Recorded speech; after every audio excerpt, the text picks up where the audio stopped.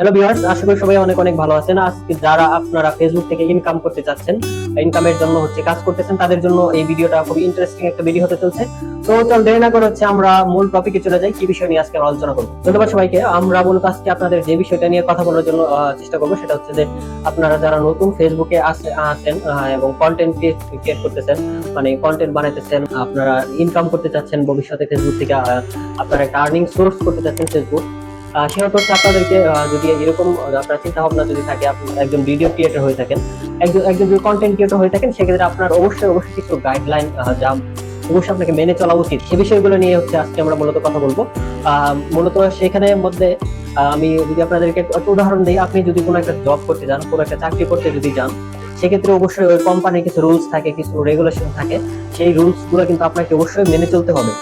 মানে কিভাবে আপনার কোম্পানি মেনটেন করতে গেলে অনেক কিছু নিয়ম ফলো করা লাগে। সেই বিষয়গুলো যদি আপনারা না মানেন, সেহেতু তাহলে কিন্তু আপনি সেই কোম্পানিতে জব করতে পারবেন না, সেখানে বেশি দিন থাকতে পারবেন না। ঠিক সেম এরকমই আপনি যদি ফেসবুক থেকে ইনকাম করতে চান, সেহেতু এটাকে আপনি একটা জবের মধ্যে ধরতে পারেন। যেহেতু আপনি এখান থেকে ইনকামের একটা ওয়ে খুঁজতেছেন, এটা আপনার একটা ইনকামের, এইখান থেকে আপনি ইনকাম করতে চাচ্ছেন, সেহেতু অবশ্যই এখানে কিছু গাইডলাইন আছে, কিছু নিয়ম আছে।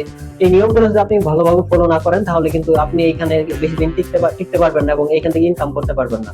আপনি কি আপনার যত পরিশ্রমী করেন, সেক্ষেত্রে কিন্তু আপনার পরিশ্রমটা সম্পূর্ণ বৃথা যাবে। তার জন্য মূলত আমাদের যে এরকম চাকরি করতে গেলে আপনার যে বিভিন্ন জিনিসগুলো আপনার মেনটেন করতে হয়, বিভিন্ন জিনিসগুলো জানতে হয়, অফিসের যে নিয়মগুলো, সেগুলো আপনি যদি ফেসবুকে কাজ করতে চান, তাহলে আপনার অবশ্যই ফেসবুকের কিছু নিয়ম আছে, কমিউনিটি গাইডলাইন যেটাকে আমরা বলি, ফেসবুক কমিউনিটি স্ট্যান্ডার্ডস যেটাকে আমরা বলি, কমিউনিটি গাইডলাইন, তাদের একটা গাইডলাইন দেওয়া আছে। সেই গাইডলাইনটা যদি আপনারা পুরোপুরি ভাবে ফলো না করেন, সেহেতু কিন্তু আপনি এখানে কোনোভাবেই সফল হতে পারবেন না।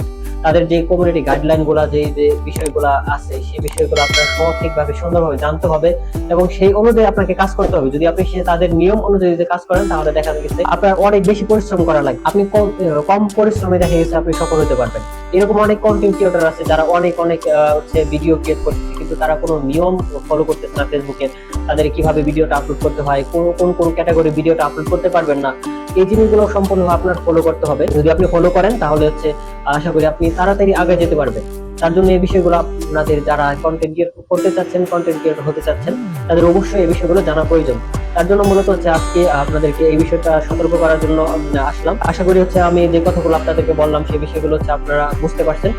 এই বিষয়গুলো আপনারা ফেসবুক কমিউনিটি স্ট্যান্ডার্ডস লেখা যদি আপনারা সার্চ করেন, সেক্ষেত্রে আপনারা কিন্তু ফেসবুকের কিছু রুলস যে আছে, নিয়মগুলো আছে, সেগুলো কিন্তু আপনারা জানতে পারবেন।